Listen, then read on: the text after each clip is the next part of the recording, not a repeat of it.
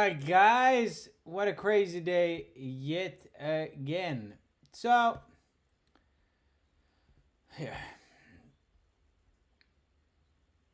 caught the gap up, nice profits, and then obviously hedged a lot, and then bought the deep end of day today. So, let's look at this on the hourly. Caught the gap up, which followed the pattern, and now down. However, we did defend this level, okay? And LRCX did beat, which is gonna give strength to chips. Okay? Was it an IV killer? Well, yeah, of course, but it's still up. Okay? Now, I would not be surprised if we gap up tomorrow on GDP numbers if they're good. If not, we're gonna go fill this gap. And if we gap up and can't take this high out, we will sell down. So, personally, in a gap up play, that is hedged. Okay? So, let's not mess this week up. And what could support a gap up play? Well, actually, it's the Dixie. I'm looking at this, an 89 rejection. Okay?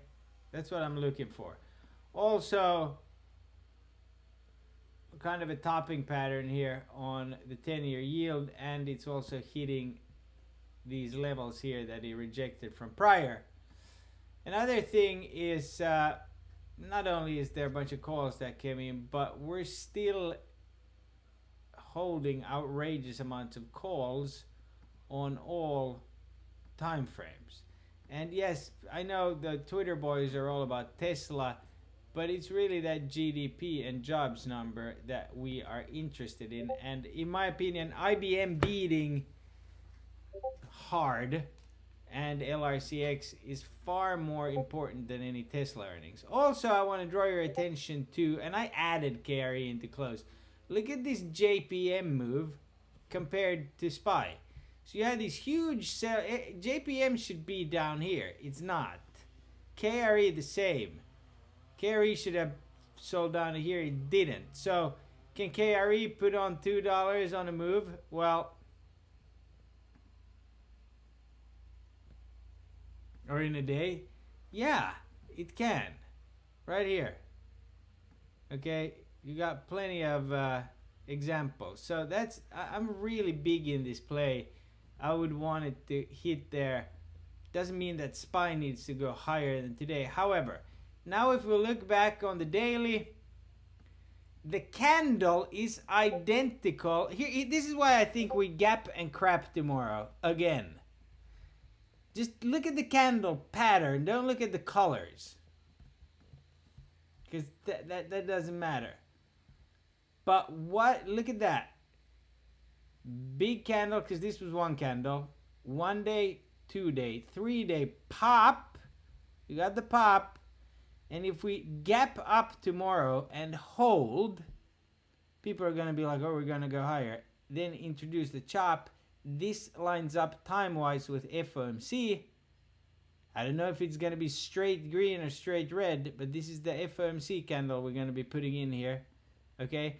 And then earnings and blah, blah, blah. And then we start the downtrend. Okay? So until we see no filtering puts be in the 60s and 70s, you know? But anyways, could I have taken off more today? Yes, but I was helping the wife with the kids and this and that. I'm just happy I caught that hedge. I really am. But yeah, I could have also sold everything right there and then just waited and rebought here. But, you know, life's not always perfect. Now, some of these premiums are really interesting that I mean in SPY. Also, let's just review here. You got Apple. Where's Apple here on the daily? Still rocking it pretty hard. Okay?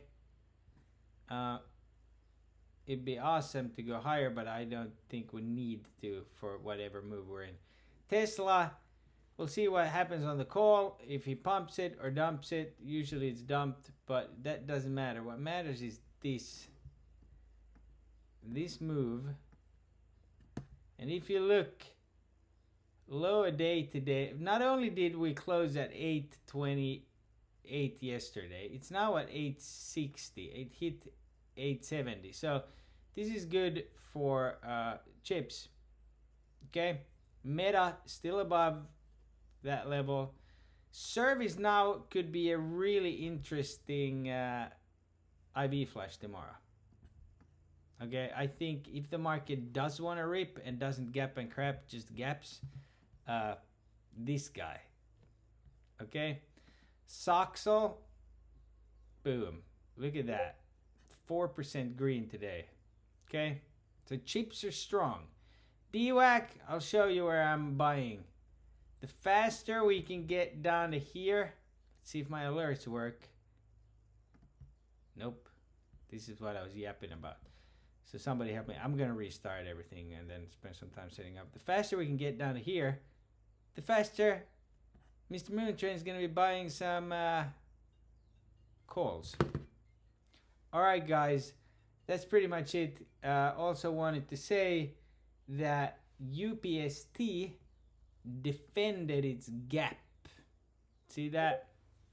That's why I'm still in it. Because if banks are going to rip and the market, this is going to rip. Okay? IWM, though, very, very interesting beast. But I do want to point out, even though it looks like shit today, that it also defended the gap from 2 days ago. So, not the worst setup. Plenty to play for here. Let's see what the Namo says now.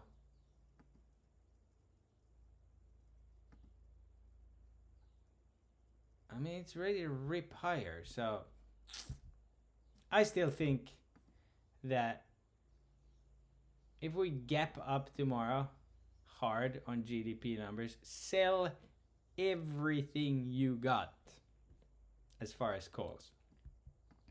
Okay? Just sell it all.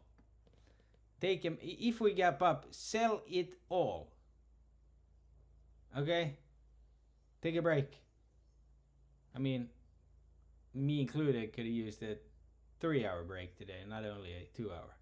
Okay? So that's what we're going after right now. Let's see what Elon does on the call, how GDP numbers come out.